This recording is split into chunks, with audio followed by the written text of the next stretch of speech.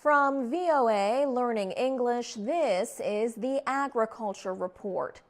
A period of severe dry weather called a drought is damaging crops in the American state of California. This could cause a rise in food prices for Americans and people around the world. In the Central Valley of California, farmers are reducing crop size because they do not have enough water.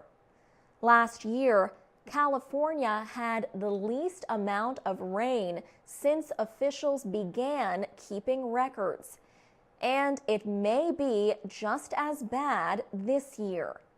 Water is collected and stored in reservoirs for later use.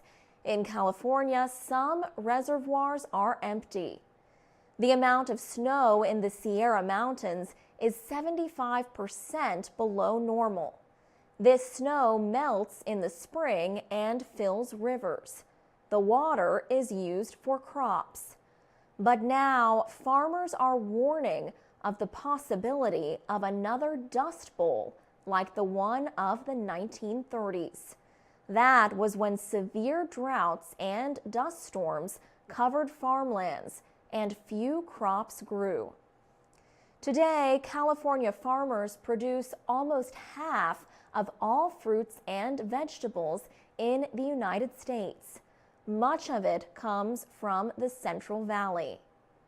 Dan Arataberry is a third-generation California farmer. He grows tomatoes, walnuts, and other crops in Fresno County.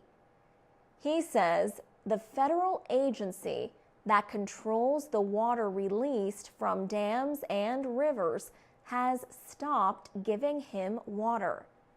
He and other farmers say officials are not correctly overseeing the water system.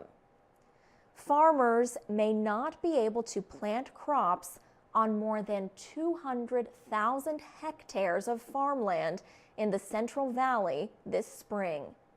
Dan Arataberry will plant crops on just 80% of his farmland.